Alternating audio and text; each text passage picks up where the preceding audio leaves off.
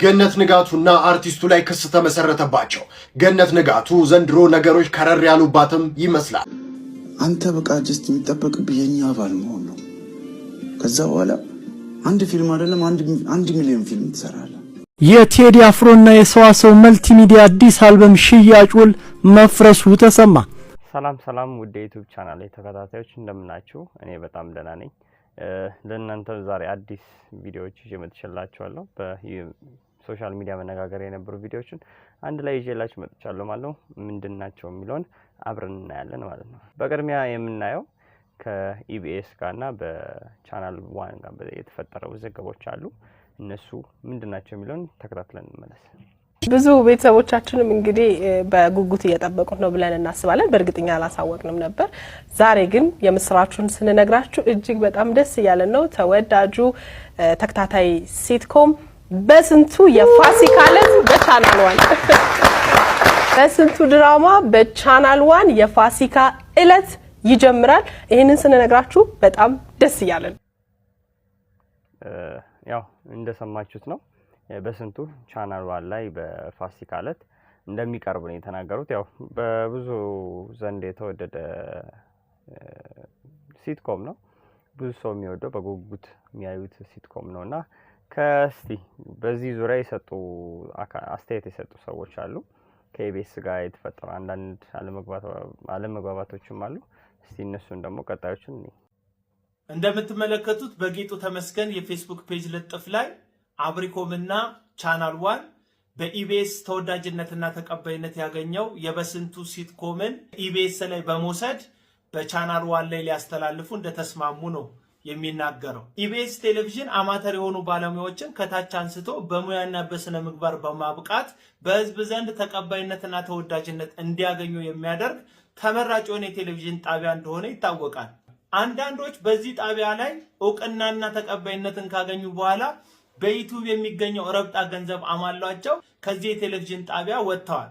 መውጣታቸው ራሱን ተከትሎ ምንም ችግር ባይኖረው፣ ነገር ግን ይህ ቻናል በጥረትና በስራ ያመጣውን መልካም ስሙ ላይ ጭቃ በመለጠፍና ስሙን በማጉደፍ መውጣታቸው ትዝብት ነው ትርፉ እንድንላቸው አድርጓል። ኢቢኤስ ባለሙያዎችን ከታች አንስቶ ማብቃቱን ተከትሎ የተለያዩ ቻናሎች ከዚህ ጣቢያ ላይ ብዙ ባለሙያዎችን አስኮብልለው ያውቃሉ። የቻናል 1 ጉዳይ ግን ከዚህ ሁሉ የተለየ ነው። ድንገት ሪሞታችሁን ብድግ አድርጋችሁ እየቀየራችሁ ቻናል 1 ላይ ከደረሳችሁ ኢቢኤስ ስም ቀይሮ እስኪመስላችሁ ድረስ እያንዳንዱ የኢቢኤስ ፕሮግራም ኮፒ ፔስት ተደርጓል። ከዛ ሁሉ በላይ ግን የሚገርመው የቻናል 1 መስራች የኢቢኤስ የቀድሞ ዳይሬክተር መሆኑን ስታውቁ ነው። ባለሙያዎችን አስኮብልሏል።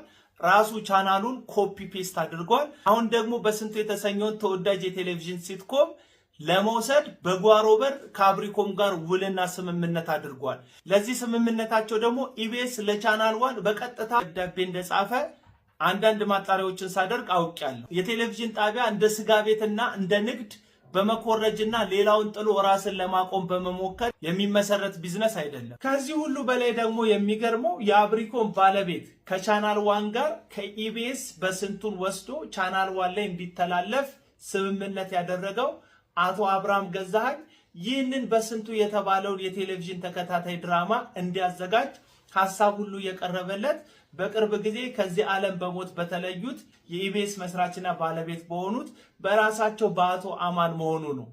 ድርሰቱንም አዘጋጅቶ በመጣ ጊዜ ነጸብራቅ የሚል ርዕስ ሰጥቶ ሲመለከቱ አይ ነጸብራቅ ከሚሆን በስንቱ ብትለው የተሻለ ነው ብለው በቻናላቸው ላይ እንዲተላለፍም ከማድረግ ባለፈ እዚህ ስራውም ደግሞ ከፍተኛ የሚባል ክፍያ ከፍለውታል። የእሳቸውን ማለፍ ተከትሎ እረፍታቸው በቅጡ 3 ወር ባልሞላበት ጊዜ ነው እንግዲህ ህሊናን በካደ መልኩ እምነትን በሻረ መልኩ ከኢቢኤስ ጋር ያለው ህጋዊ ውል እያለ አዲስን ውል ከቻናል 1 ጋር ለመዋዋል የቀረበው።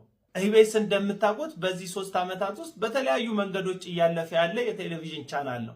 በተለይ ደግሞ ተወዳጅ የሆኑ የቴሌቪዥን አዘጋጆቹን አቶ አስፋው መሸሻን እንዲሁም ተወዳጁን አርቲስት አቶ ነጻነት ወርቅነን በቅርቡ ጊዜ ያጣ የቴሌቪዥን ቻናል መሆኑን ተከትሎ በዛም ላይ ደግሞ የድርጅቱ የጀርባ አጥንት ሆኖ ድርጅቱን ሲመሩ የነበሩት አቶ አማንንም በተከታይ ያጣ የቴሌቪዥን ቻናል ነው። ይህ የቴሌቪዥን ቻናል በህዝብ ዘንድ ተወዳጅነቱና ተደማጭነቱ የሚቀጥል መሆኑ ምንም ጥርጥር ባይኖርም አንዳንድ ሰዎች ግን ምንም እንኳን ሰውን ባትፈሩ ለእምነታችሁና ለህሊናችሁ ከሁሉ በላይ ደግሞ ለፈጣሪያችሁ ታምናችሁ በታማኝነት ብትኖሩ የሚል መልእክት ለማስተላለፍ ነው ይህንን ሐሳብ ያቀረብኩት። ሰላሙን እንግዲህ እንደተመለከታችሁት ነው ያው ጣቢያው ቻናል ዋል ከተመሰረተ አሁን ቅርብ ጊዜ ነው 6 ወር 8 ወር ቢሆነው ነው እና እያለ ያለው ምንድነው ከኢቢኤስ ጋር ኮፒ ፔስት ነው ተመሳሳይ ፕሮግራሞችን ነው ያቀርበ ያለው ኮፒ ያደረገ ነው የሚል ነውና እንደገናም ከአብሪኮ መልቲሚዲያ ጋርም ከብዙ ውዝግቦች አሉ ከኢቢኤስ ጋር አለመግባባቶችን ምክንያቱም ስቲል አሁንም ኮንትራት እንዳላቸው ነው ኢቢኤስ ያወራ ያለው ነገር ግን ያው ያፍርሱ ባላቀም ነገር ግን አሁን አብሪኮ መልቲሚዲያ ከቻናል ዋን ጋር ለመስራት ነው ስርጭቱን ለማስተላለፍ እየሞከረ ያለው እያደረገ ያለውና በዚህም ያው ብዙ ቅሬታዎችን ፈጥሯል ኢቢኤስም እስቲ ነገሮችን ፈቶ ወደ ቦታቸው እንደሚመለሱ ተስፋ አደርጋለሁ። ሌላኛው ደግሞ የአርቲስት ሙሉዓለም ነው ውል እንዳቋረጠ ይታወቃልና በዛ ዙሪያ የተባሉ ነገሮች አሉ እስቲ እንስማቸው።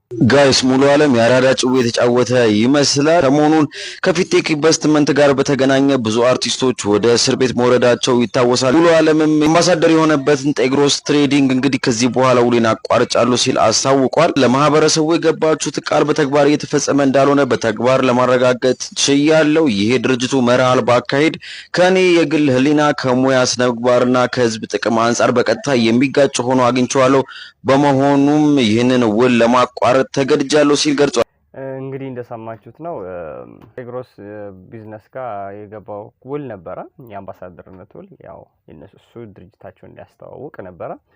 ነገር ግን ድርጅቱ ለህብረተሰቡ የገባውን ቃል እየፈጸመ ባለመሆኑም ከሱ ዝናና ህሊና ጋር ሊሄድ ባለመቻሉ ውሉን እንደሰረዘን የተናገረው ትክክለኛ ውሳኔ ነው ያስባለሁ። የእናንተን ማስተያየት ኮሜንት ላይ ጻፉልኝ። ሌላኛው ደግሞ የቴዲ አፍሮ የአልበም እንደሚለቀቅ ይታወቃል። ነገር ግን አንዳንድ ችግሮች ተፈጥሮ ውል እንደተቋረጠም እየተነገረ ነው ያለው። እስቲ እንስማው። የቴዲ አፍሮና የሰዋሰው መልቲሚዲያ አዲስ አልበም ሽያጭ ውል መፍረሱ ተሰማ። ድምጻዊው ኢቶሪካ የሚል መጠሪያ ያለውን አልበሙን በሰዋሰው በኩል ለማውጣት በዝግጅት ላይ እንደነበረ ይታወቃል። ቴዲና አሳታሚ ድርጅቱ ከተፈረመ 3 ዓመታት ያስቆጠረ ውል የነበራቸው ቢሆንም ባለፈው ሳምንት ውሉን በስምምነት እንዳፈረሱ አውቀናል። ቀደም ባለው ውል መሰረት ሰዋሰው መልቲሚዲያ አዲሱን የቴዲ አልበም በዳግማዊ ትንሳኤ ዋዜማ በዩቲዩብ ገጹ ለመልቀቅ እስካለፈው ሳምንት ድረስ ሲዘጋጅ እንደነበረ መዘገባችን ይታወሳል። ይሁንና በተለያዩ ምክንያቶች አለመግባባቶች በመከሰታቸው ውሉ ፈርሷል ተብሏል። ኢትዮፒካ ሊንክ ምንጮች እንዳሉት ሁለቱ ወገኖች አለመግባባታቸውን ለመፍታት ከተደጋጋሚ ውይይት በኋላ በመጨረሻም ውሉን ለማፍረስ ስምምነት ላይ በመድረሳቸው ድምጻዊው አስቀድሞ በቀብድ መልክ የወሰደውን ክፍያ ለድርጅቱ እንደመለሰ ታውቋል። ቴዲ አፍሮ ምንም እንኳን ካሳታሚ ድርጅቱ ጋር ውሉን ቢያቋርጥም በአድናቂዎቹ ለዓመታት በጉጉት የተጠበቀውን ይሄን አልበሙን አስቀድሞ በተያዘለት ቀን በራሱ የዩቲዩብ ገጽና በሌሎች አማራጮች እንደሚያወጣው አውቀናል።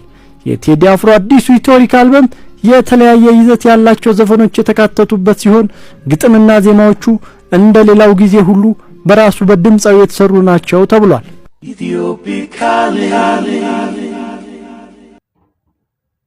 እንደሰማችሁት ነው ኢትዮፒካ ሊንክ እንደዘገበው ከሆነ ከሰዋሰው መልቲሚዲያ ጋር የ3 ዓመት ኮንትራት ውል ነበራቸው። ነገር ግን በአንዳንድ ያለመግባባት ምክንያቶች ውሉ እንደተሰረዘን ነው የተናገረው። ያው ሙዚቃውም አልበሙም ከፋሲካ ዳግማ ትንሳኤ ዋዜ ማለት እንደሚለቀቅ ነው የተነገረው። ሰዋሰው ላይ ይለቀቃል ተብሎ ሲጠበቅ ነበር። ነገር ግን ያው ውላቸውን አፍርሰዋል። አልበሙ አሁንም እንደሚለቀቅ ነው። ነገር ግን በራሱ የቴዲ አፍሮ ዩቲዩብ ቻናል ላይ እንደሚለቀቅ ነው የተነገረው። እንግዲህ እንጠብቃለን ማለት ነው። እግዚአብሔር ኢትዮጵያን ይባርክላለሁ። ፈጣሪ ከኢትዮጵያ ጋር ነው። እንግዲህ ጥሩ ነገር መልካም ይሆናል። መልካም የሆነ ነው ይሆናልም። ብዙ ጥሩ ነገሮች እየመጡ ነው። እንግዲህ ስለዚህ ቀጣይ ዘመን ኢትዮጵያ በጣም ትልቅ ሀገር የምትሆንባት እንትሆንበት ዘመን የመጣ ነው። እንግዲህ ወደብም እናገኛለን በቅርብ ቀይ ባህርም እዛ ስቱዲዮን ከፍታለን ወደቡ ላይ ክሊፕ እንሰራለን። ሸኩራ ያሰብ ብራች እንግዲህ እዚህ ላይ ደግሞ ሁሉም ኢትዮጵያዊ ባይዘው ይመለከተዋል። ሁሉም ሰው ቀለል አድርጎ ማየት የለበትም። ኢትዮጵያ ወደብ አልባ መሆኗ በጣም ሲምፕል ወይ ተራ ነገር አይደለም። ስለዚህ ሁሉም ኢትዮጵያዊ በዚህ ጉዳይ ላይ ንቁ ሆኖ አስፈላጊነቱ ላይ እና ድምጽ መሆን አብሮነት አንድነት ያስፈልጋል። ስለዚህ ኢትዮጵያኖች አንድ ላይ ተያይዘን እጅ ለእጅ ተያይዘን ኢትዮጵያን የሚገባትን ኢትዮጵያን መመለስ ያለበትን ማድረግ ያለባትን ደረጃ ላይ ኢትዮጵያን የምናይባት ደረጃ ላይ እንደርሳለን። ሄድን ነው መንገድ ላይ ነን። ስለዚህ ግን አንድ መሆን ያስፈልጋል። አንድ መሆን ሐሳብ ግን የተለያየ ሐሳብ ሊኖር ይችላል። ግን አንድ ላይ ተያይዘን የተጨቃጨቀ እንግዲህ እንደሰማችሁት ነው። ያው ካሙዙ አሰብ ላይ ስቱዲዮ ከፍታለሁ እያለ ነው ከወደቡ ከተገኘ ማለት ነው። እንግዲህ እስቲ ያርግለት፣ የተመኘውን ያርግለት። ሌላኛው ደግሞ አንድ ግለሰብ ፓስተር እስራኤል ዳንሳ ዳይመንዴን ሰርቆኛል እያለ ነው። በዚህ ጉዳይ ብዙ ነገሮች ተብሏል። እስቲ የሰውየውን እንትን ሰምተን እንምጣ። እስራኤልን ያስኩትን እኔ ዕቃ አለን ማርክልንና ቃል አውጣልን አልኩትን። አዎ ምንድነው አለ። መጀመሪያ እንደዚህ ሲለው ኪሴ ነበረ። ምንድነው ሲል አወጣ አሳየሁት። ከዛ ካየ በኋላ ይሄ ነው በቃ ዲያመንድ አለ። አዎ አልኩት። ወረቀትም አሳየሁት። እቺን ኮፒ ናት እቺ አሳየዋት። እቺ ዲያመንድ መሆኗን የተመረመረች ወረቀት ይሄንም አሳየሁት ለእስራኤል ማለት ነው። አሁንም ጠየቀኝና እኔም አሳየሁት። ካየ በኋላ እንደዚህ ይሎ እንዲህ ነው ያለኝ። እንዲህ ያለ የዘር የመጣበት መርቀም አለና ብሎ ተንበርከኩ አለ። ሙሉ ጉባኤ እስከ ቢያንስ 10,000 ህዝብ ይኖር ብዬ አስባለሁ። ሰው ብዙ ነው ያለ። ተንበርከክ አለ። እኛ ተጸለን ተንበርከከን ወደ 20-30 የሚሆን ከጸለን በኋላ ተነሱ አለ። ሲነሳ እስራኤል ወንበር ላይ ቁጭ ብሏል። መጀመሪያ አላየሁትም እኔ እዛ ተንበርከከን ከዛ በኋላ ሲነሳ አየሁት። ከዛ በኋላ ሰውየው የሰጠውት ረስቶ ዝም ብሎ በቃ ሃሌሉያ እያለ ይዞራል። መድረክ ላይ ነው እንግዲህ።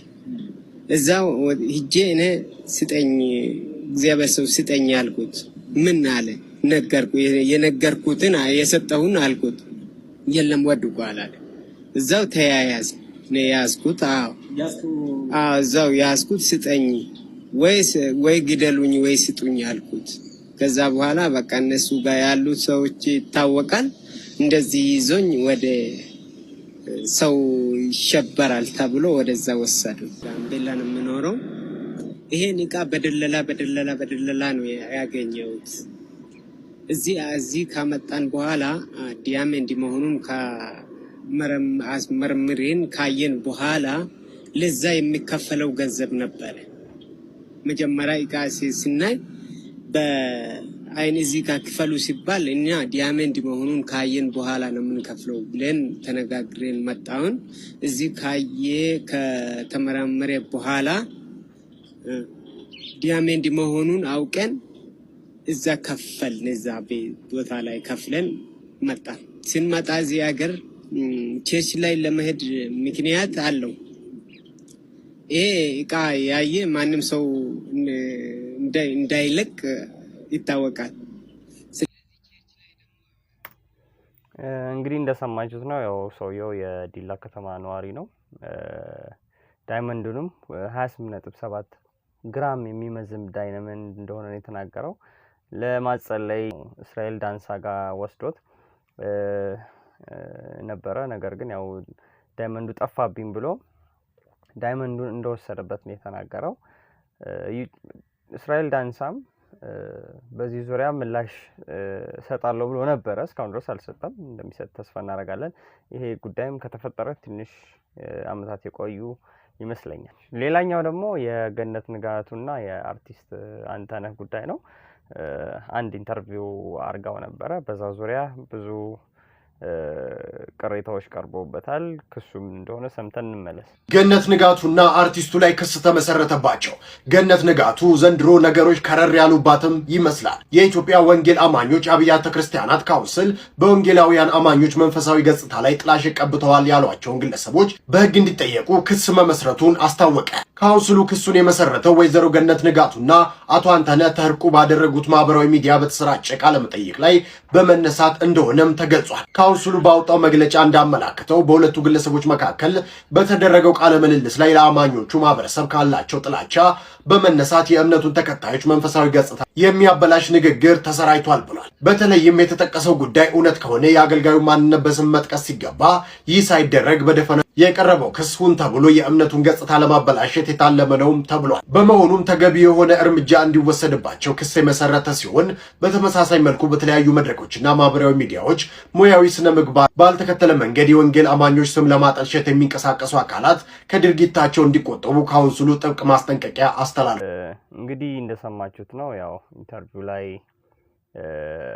በተናገረው ነገር በወንጌል አማኞች ካውንስል ቅሬታዎች ቀርቦበታል ያው ክስ እንደቀረበባቸው የተናገረው በኢንተርቪው ላይ ተፈጠረብኝ ያለውን ነገር ስማቸው መግለጽ ሲገባው ስሙን ሳይገልጽ ስላልገለጸ የስም ማጠልሸት ነው በሚል ክስ አቅርበዋል ኢንተርቪውም የሰጣቸው በኢንተርቪው ላይ የተናገረው ንግግር ምን ይመስላል ሚለውን አይተን እንመለሳለን እንዲህ ኖርማል ቆይኩ ስልጣኔ ነው እኮ ጌታ ሆይ አንተ ሴትን ከመለመን ሴትን እሷን ለማሳመን ሰፈር ምናምን እኔ በቃ ተናድጃለሁ ደም ስሬ እየተውጣጠረ ነውና አንተ በቃ ጀስት የሚጠበቅብህ የኛ አባል መሆን ነው ከዛ በኋላ አንድ ፊልም አይደለም 1 ሚሊዮን ፊልም ትሰራለህ በስመ አብ ምናምን እንደዚህ ለጠጥ ብሎ ነው የተቀመጠው እጄን እንደዚህ ሌል ሲል አነሳውና ደፋበት ወተቱ ትኩስ ወተት ደፋውበት ዞርም እንደዚህ ዞር ብያላየው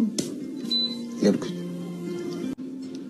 እዛ ጧት ላይ እየተማርኩኝ የሆነ ስልክ ተደውሏል 3-4 ጊዜ ማለት ነው እና 0911 21 ምናምን ነው የመስመር ስልክ ነው እና ሶጣ ተደውሎ ነበር ተደጋጋሚ ወደ 4 ጊዜ ምናምንና ማለበል ምናምን ጎረምሳው እንደዚህ አለ ለስራ ፈልጌ ነው አለ ያኔ ቪትስ ነበርኝ እሺ ብዬ ወደ ቦሌ አካባቢ ሄድኩኝ መጣ ሰውዬው በቃ ትልቅ 50-55-60 አካባቢ የሆነ ሰው ነው ረጅም ነው ሰውነት የተስተካከለ ነው ጺም የሚባል ነገር የለውም ጸጉሩም የለውም ተላሽቶት ነው የመጣው ከኔ ጋር ቁጭ ያለ አሁንም ሽቶ ያወጣ ይቀባል ሽንት ቤትም ሲገባ ሽቶ ይዞ ይገባል እና እኔ አልገባኝም እና ኖኒ መጠጥ አልጠጣም አጠጣም ቢራ እኔ መጠጥ አልጠጣም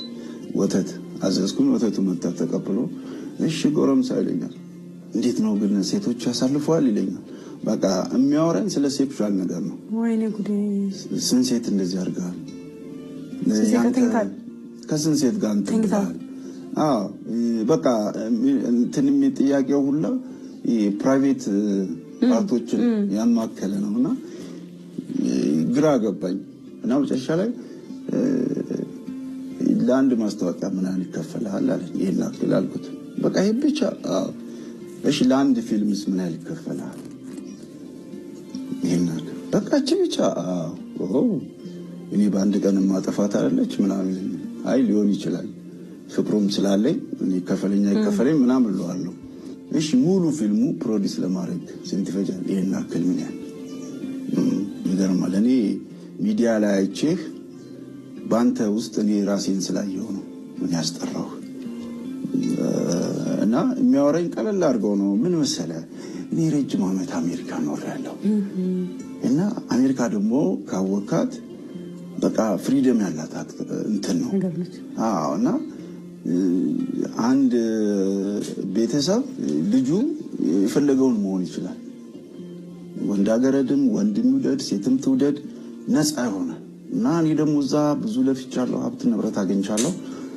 እና ምን ልልህ ነው እኔ አምጌ በቃ እንደዚህ ብዬ ወተቱን እየጠጣሁት ነበር። ደንግጬ በቃ ቀና ብዬ እንደዚህ እንትን ማለት ጀመርኩ።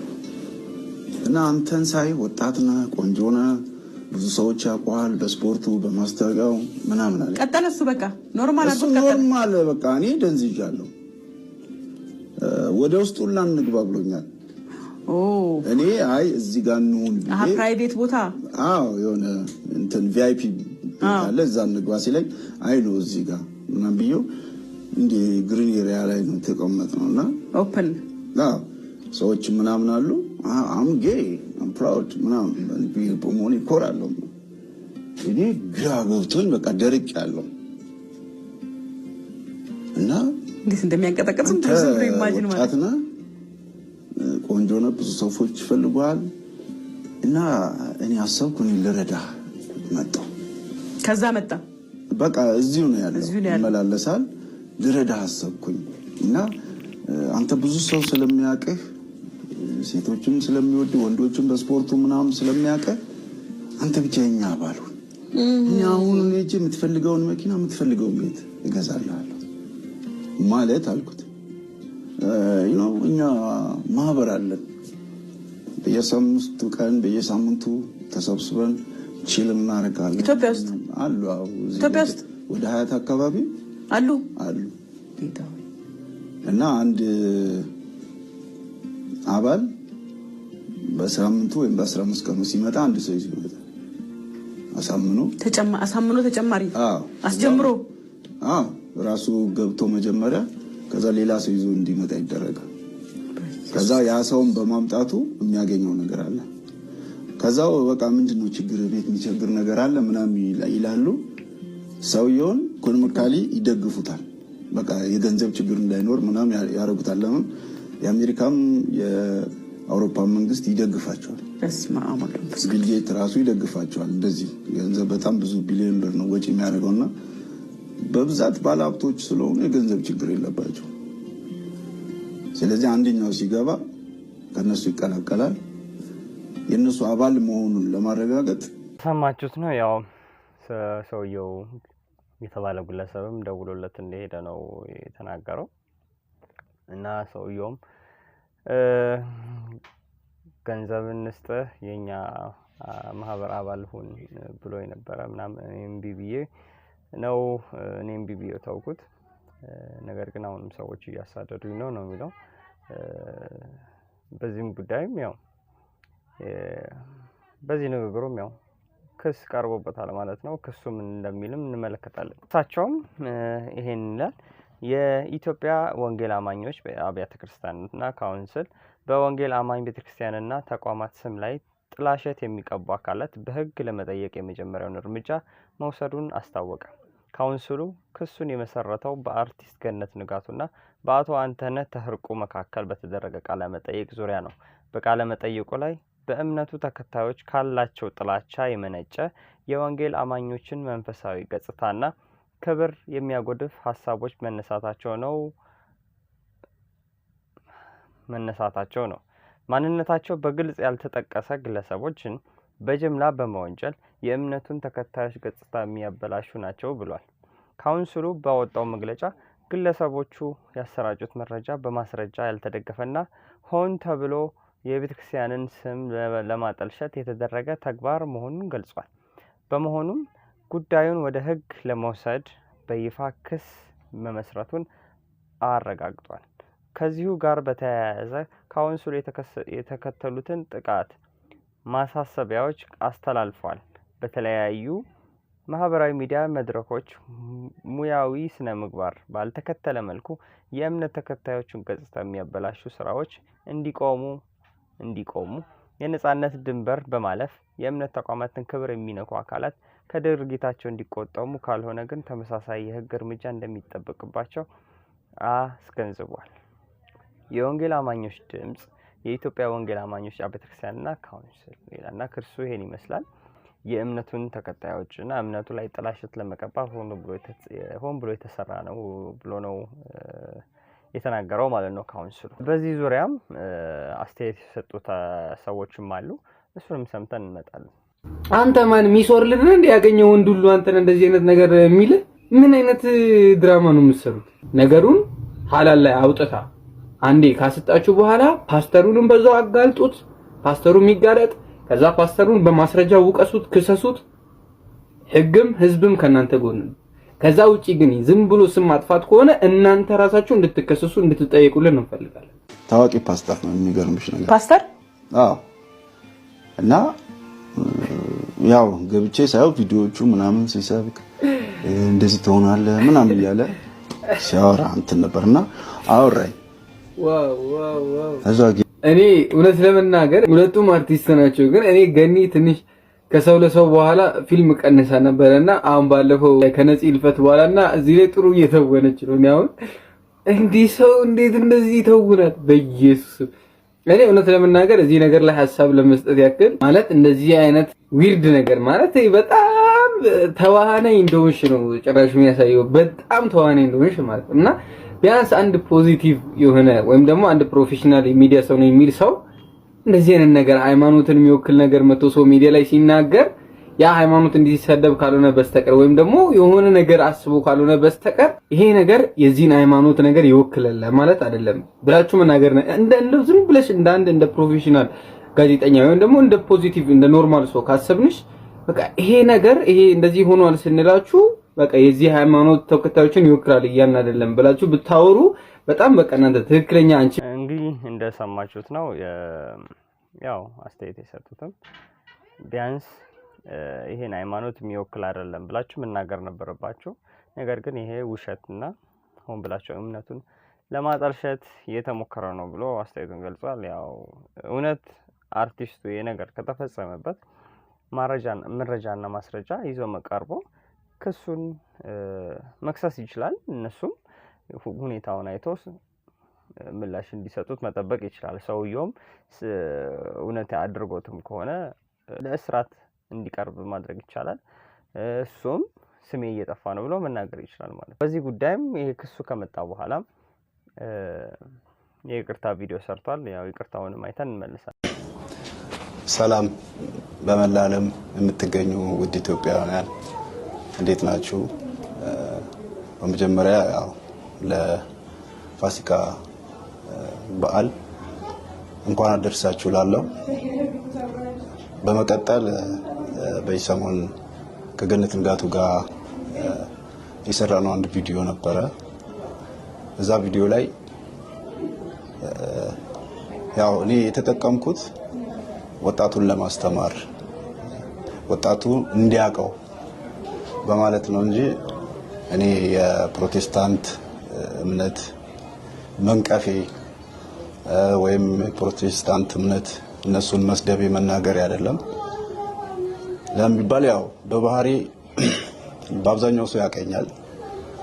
የሰውን ሃይማኖት ተወዳለሁ፣ የሰውን ሃይማኖት አከብራለሁ። ብዙ የማስተምራቸው በርካታ ወጣቶች አሉ ከተለያየ ቤተ እምነት እና እንደዚህ አይነት ነገር አይደለምና በሰዓቱ ስለ ህመሜ ለማውራት ነበር ከሷ ጋር የተገናኘ ነው እና በህመም ሰዓት ምናምን ሲል ያው የሚደውሉልኝ ሰዎች ነበሩና ይሄን ፓስተር የተባለው ደግሞ ፕሮፌት የሚል ነው የፌስቡክ አካውንት እና በዛ እንትን ይል ነበር። ወደ ሌላ ነገር ሲገባ ቶሎ ብሎ ራሱ ሁሉንም ነገሮችን ፎርማት አድርጎ እንደገና ደግሞ ስልኩንም እንትን አላለም። ለምን እኔ ይሄ ነገር ይመጣል ብዬ አልጠበቅኩም። ይሄ ነገር ይመጣል ብዬ በጠብቅ እያንዳንዱ ነገር ሪከርድ አደረግ ነበር ወይም ስክሪንሾት አደረግ ነበርና ያኔው በቃ እንደዛ ሲለኝ ከደነገጥኩኝ በኋላ ስልኩንም ራሴ ነኝ ዲሌት ያደረኩት። እሱ ያኔውም እንትን አለ ማለት ነው። ስለዚህ ፕሮፌት የሚል የፌስቡክ አካውንት ነበረ። በዛ ላይ ነበር ስልክህን ላክልኝ ብሎ የነበረው እና ከዛ በኋላ ይሄንን ነገር ነው ያወራሁት። ለምን እንግዲህ እንደሰማችሁት ነው የይቅርታ ቪዲዮን ለካውንስሉ ልኳል። ያው ሰውየው ፓስተር የተባለው የፌስቡክ ፕሮፋይል ስሙ ፕሮፊት የሚል የነበረውና ነገሮች እንትን እያሉ ሲመጡ ያው ሁሉ ነገር እንደደለተና መረጃ መያዝ እንዳልቻለ ይሄ ነገር ይከሰታል ብዬ ስላላሰብኩኝ መረጃ መያዝ አልቻልኩም ብሎ ነው የተናገረው። ይሄም ይቅርታ ቪዲዮ ከተሰራ በኋላ ሌላ መግለጫ ወጥቶበታል። እሱም መግለጫውም እንደሚል እናነባለን። ጽሁፉም ይሄ ይላል። ይህ ሰው ይቅርታ አድርጉልኝ ብሎ ቪዲዮ ሰርቷል። ይቅርታ መጠየቅ መልካም ነገር ነው፣ ግን ከይቅርታው በፊት አሁንም መጠራት ያለባቸው ነገሮች አሉ። ይህ ሰው ከወይዘሮ ገነት ጋር በነበረው ቃለ ምልልስ ታዋቂው ፓስተር እንዲህ ጠየቀኝ ብሎ በድፍረት ማውራቱ ይታወቃል። አሁን ደግሞ ይቅርታ ብሎ በሰራው ቪዲዮ ላይ ፕሮፌት የሚል የፌስቡክ አካውንት ነው ፌስቡክ ላይ ያወራኝ፣ እኔም ወዲያው ነው ያጠፋሁት አለ። የኛ ጥያቄ ከመጀመሪያው ታዋቂ ፓስተር ከሆነ ታውቋለህ ማለት ነው። ስለዚህ ነው ማስረጃህስ ምንድነው? በሀገሪቱ ሕግ ይሄንን አይነት ድርጊት ወንጀል ስለሆነ ቤተክርስቲያናችን ይሄንን ተግባር ፈጽሞ ስለማትቀበል ሰውየውን ንገረን፣ እኛ እንጠይቀው። አይ ካልክ ደግሞ ይሄንን ሆን ብለህ የወንጌል አማኞች ፓስተሮችን ስም ለማጠልሸት የተጠቀምከው ነው። ይቅርታ ቪዲዮ ላይ ፕሮፌት የሚል አካውንት ብለህ አድበስብሰል አለፍከው። ፕሮፌት እና ፓስተር እንዴት አንብበህ አትለይም? ፕሮፌትስ ከሆነ ፕሮፌት ማን ስም ይባላል? ከተጠያቂነት ለማምለጥ እርስ በርሱ የሚምታታ ነገር ይዞ መቅረብ ተቀባይነት የለውም። ለማንኛውም ጉዳዩ በኢትዮጵያ ወንጌል አማኞች ካውንስል ሕግ ክፍል ተይዟል ይላል እና ደብዳቤው እንግዲህ አሁንም ግልጽ የሆነ ነገር አይደለም ብሎ ነው እያሉ እየተናገሩ ያሉት። አሁንም ማስረጃዎች ካሉ ለካውንስሉ በማቅረብ ወይም ደግሞ ለፖሊስ አቅርበህ ጉዳዩ እንዲፈታ ለማድረግ ትችላለህ። ምክንያቱም ይሄን አሁንም ስቲል እምነቱን የሚያጠለሽ ነገሮች ይኖራሉ። ነገር ግን ያው ማስረጃዎችን ቀርበህ ነገሮችን ቀለል ለማድረግ ብትሞክር ባይ ነኝ። ከፊንቴክ ግሩፕ ጋር በተያያዘ ብዙ አርቲስቶች እንደታሰሩ ይታወቃል።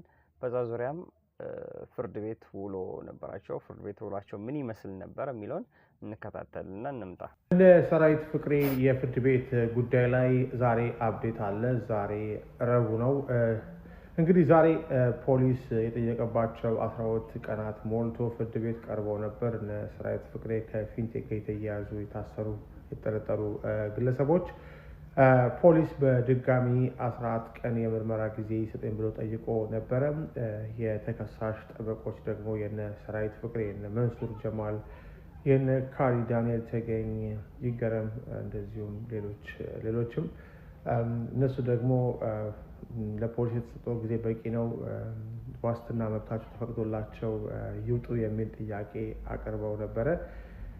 ፍርድ ቤቱም የግራ ቀኙን ክርክር ተመልክቶ ያው ፖሊስ የሚያቀርበውን ጥያቄና የተከሳሾችንም እንደዚሁ ጥያቄ ተከትሎ በነገው ዕለት ሐሙስ ሚያዝያ 1 ቀን ውሳኔ ለመስጠት ማለትም 14 ቀን ይፈቀድ አይፈቀድ በሚለው ላይ እንደዚሁም ደግሞ ዋስትና ይሰጣቸው አይሰጣቸው በሚለው ላይ ለመወሰን ለነገ ቀጠሮ መስጠቱን የዘሀበሻ ዘጋቢዎች ከችሎት ገልጸዋል። እንደሰማችሁት ነው እንግዲህ ሮብ ቀን ችሎት ነበራቸው። ፖሊስ ተጨማሪ ቀን ይሰጠኝ ብሎ ሲጠይቅ የአርቲስቶቹ ጠበቃ የነ መንሱር የነ ሰራዊት ፍቅሬ ጠበቃ የሆኑ የዋስ መብታቸው እንዲከበርና እንዲለቀቁ ጥያቄ አቅርበው ነበር። ነገር ግን ለሐሙስ ቀጠሮ ተሰጥቷቸው ዋስ ይፈቀድ ወይስ አይፈቀድ የሚለውን ለመወሰን ለሐሙስ ተቀጣጥሯል ማለት ነው። የዛሬው ቪዲዮ ይሄን ይመስል ነበረ። ቪዲዮውን እንደተከታተላችሁ ተስፋ አደርጋለሁ። ያላችሁን ቪዲዮውን አይታችሁ የተሰማችሁን መልእክት ኮሜንት ላይ አስቀምጡልኝ። ቻናሉንም ሰብስክራይብ ማድረግ እንዳትረሱ፣ ኮሜንት ላይክ ማድረግ እንዳትረሱ። ለምትወዷቸው ይህን ቪዲዮ ቢያዩት ብላችሁ የምታስቡት ጓደኞቻችሁ ሼር አድርጉለት። በሌላ እስከምንገናኝ መልካም ቀን።